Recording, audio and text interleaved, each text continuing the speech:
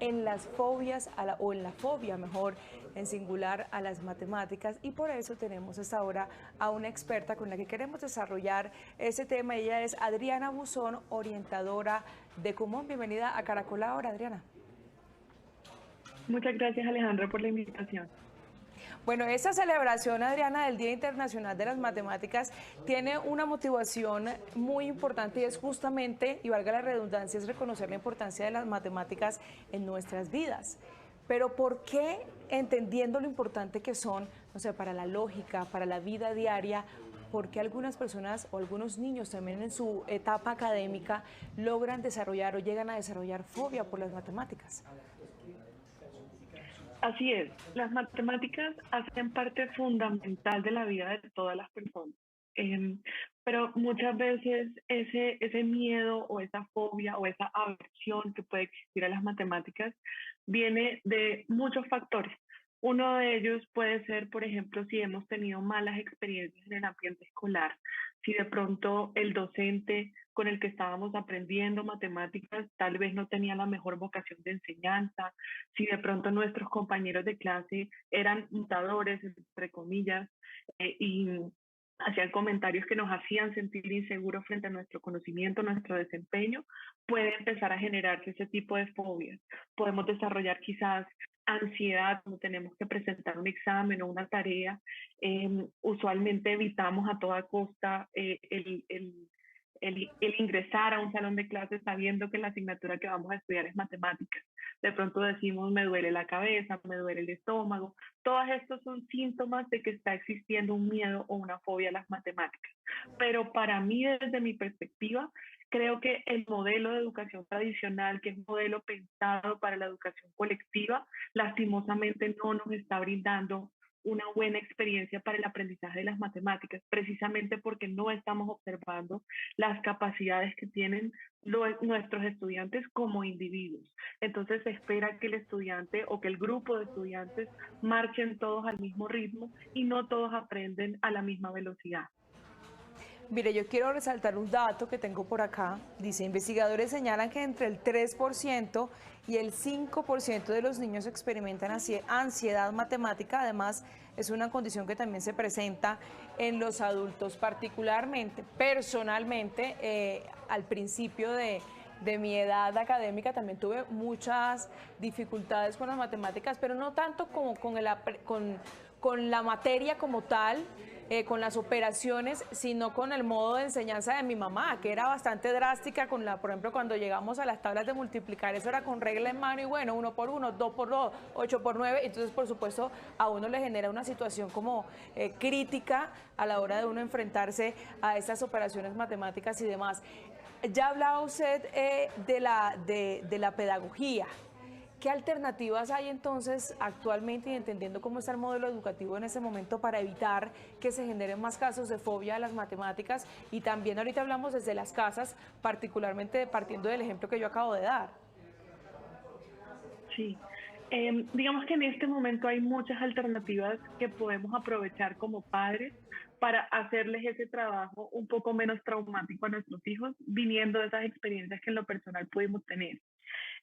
Uno de ellos puede ser el método Kumon, que es el que yo represento, donde precisamente nos vamos a enfocar en poder encontrar dónde está esa dificultad, porque muchas veces la dificultad, como bien lo decías Alejandra, no viene de nuestra comprensión como tal de la asignatura, sino de la experiencia que hemos tenido en el aprendizaje. Entonces, al desarrollar cierta inseguridad o falta de confianza en nuestros conocimientos o en quiénes somos como estudiantes, el sentirnos que no somos capaces, hacen que existan bloqueos.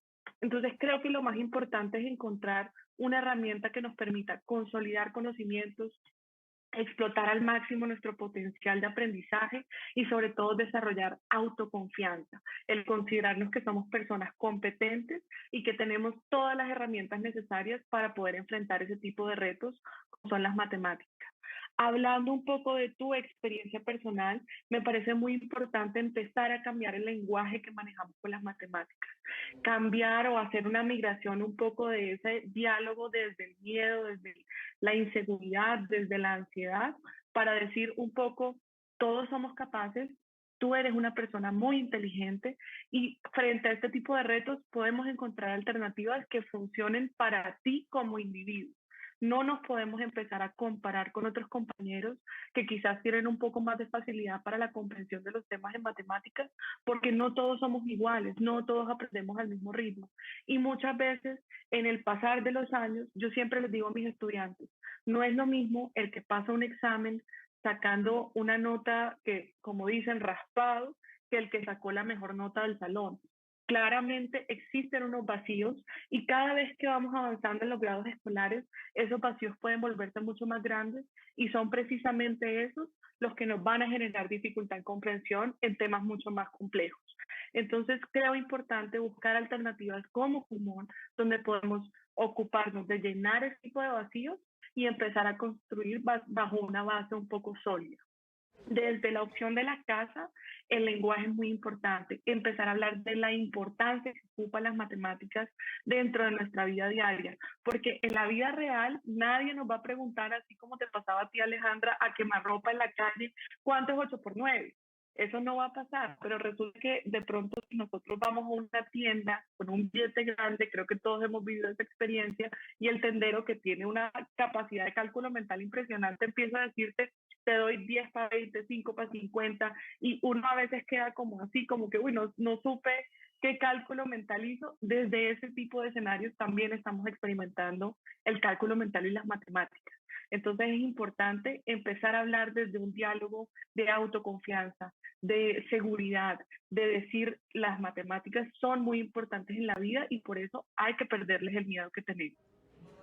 Adriana, mira, aquí tenemos un comentario en YouTube de un usuario que está siguiendo muy atentamente la conversación. Dice, Jufesur R está un poco de acuerdo incluso con el argumento que nos comparte Adriana en esa mañana. Dice, el miedo a las matemáticas se basa principalmente en el modo de enseñanza. No saben enseñar y coger aprecio a esta ciencia. La fobia a las matemáticas podría ser adquirida precisamente debido a ese estigma que se tiene a esta disciplina. Hay que desarrollar un nuevo enfoque para la enseñanza de las matemáticas, mostrar su aplicación en el mundo real, como el ejemplo que nos acaba de dar Adriana a la hora de uno llegar a la tienda a hacer una compra. Miren, pero también la quiero invitar, Adriana, y a todos nuestros usuarios a que escuchemos lo que nos encontramos en las calles. ¿Cuál ha sido la experiencia de la gente con las matemáticas? Veamos. Que me pasaran al tablero, detestaba que me pasaran al tablero, me era un miedo pero terrible, me temblaban las piernas, todo, la voz. Sí, pero fue por mis profesores más que todo. Cuando ya tuve profesores buenos, ya eso cambió. Bueno, claro que el dilema es como, para contarlo es largo, pero eso viene desde la niñez. Eso viene desde la niñez prácticamente. Entonces le cogí mucha fobia a las matemáticas porque no tuve buena maestra. ¿Ve?